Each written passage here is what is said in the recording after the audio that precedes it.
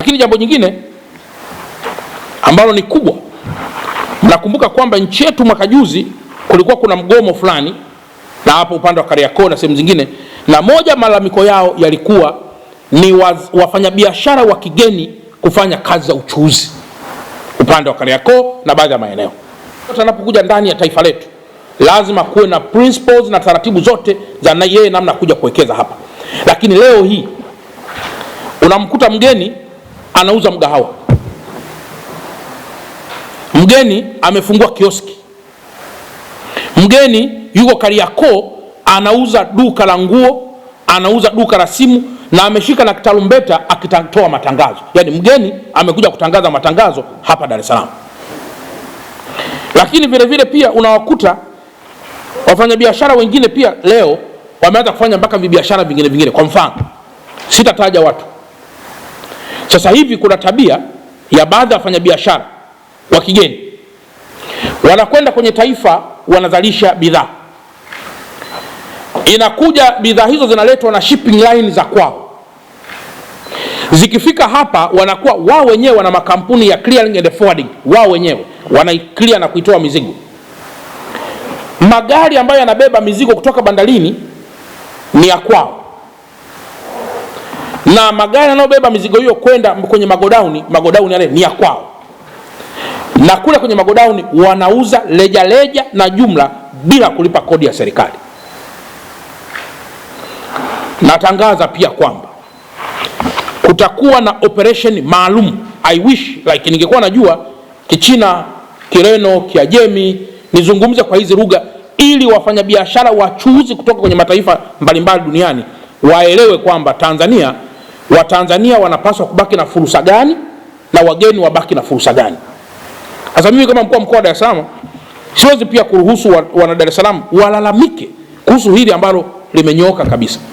Kwa hiyo kuanzia tarehe 17 pia mimi mwenyewe mkuu wa mkoa tutaendesha pia operation maalum ya kuhakikisha kwamba mfanyabiashara yoyote wa kigeni anabaki kwenye taratibu za kuwa mwekezaji na sio mchuuzi, ili zile taratibu za kuuza viatu, kuuza nguo, kuuza kofia, kuuza miwani, kuuza vitu gani, zibaki fursa hizo kwa Watanzania wenyewe na wana Dar es Salaam wenyewe.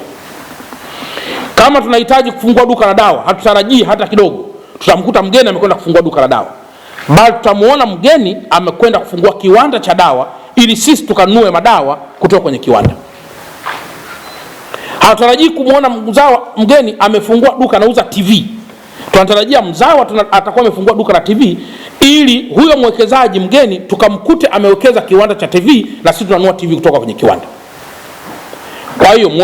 Kwa hiyo mfanyabiashara yoyote wa kigeni ambaye atakamatwa anafanya shughuli za kichuuzi na amekiuka utaratibu katika mkoa huu wa Dar es Salaam atachukuliwa hatua kali, ikiwa pamoja na kushirikiana na Wizara ya Mambo ya Nje, Wizara ya Mambo ya Ndani, na kumfukuza ndani ya taifa letu kwa kukiuka utaratibu ambao na sheria ambazo zimewekwa ndani ya taifa letu.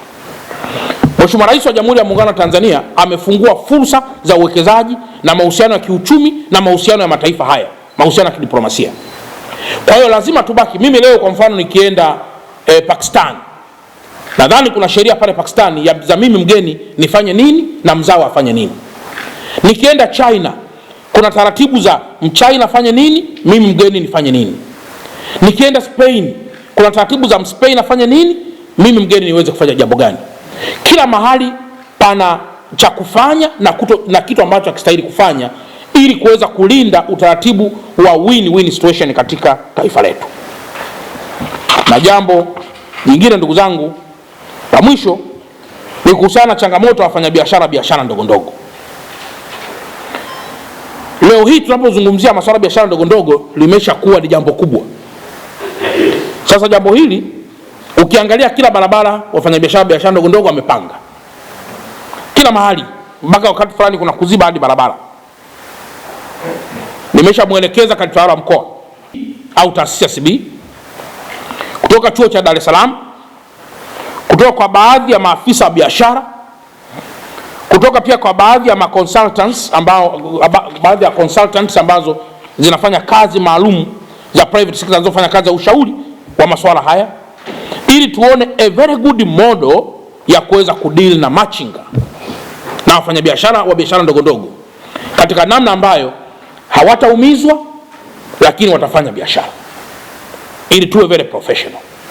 Ili sasa jambo langu la mwisho ambalo tunalizungumzia sasa ni kuhusu usafi wa mazingira. Tunapozungumzia usafi wa mazingira katika mkoa wetu, na hili nitoe hamasa kwa wakuu wa wilaya wote kuendelea kusimamia, na wafanyabiashara wote kwenye maeneo yao na watu wengine wote makanisani, misikitini, tusimamie masuala ya usafi kama nyenzo muhimu ya kuweza kufanya miji yetu kuwa bora. Tuendelee na usafi huo, lakini uweze kuendelea na usafi huku mfanyabiashara kapanga barabarani, huku mfanyabiashara kapanga juu ya nyumba, huku mfanyabiashara ka block fence na kadhalika. Nimemwelekeza katawala mkoa sasa kuja na wataalamu ambao watafanya kazi hii kwa muda maalum, wakinishauri mimi mkuu wa mkoa namna bora ya kudili na mambo haya, ili kutokuleta kelele na tuonyeshe win-win kati ya mfanyabiashara biashara ndogo ndogo na wafanyabiashara wengine, ili pia baadhi ya biashara tujue zinafanyika wapi na baadhi ya biashara hazifanyiki wapi.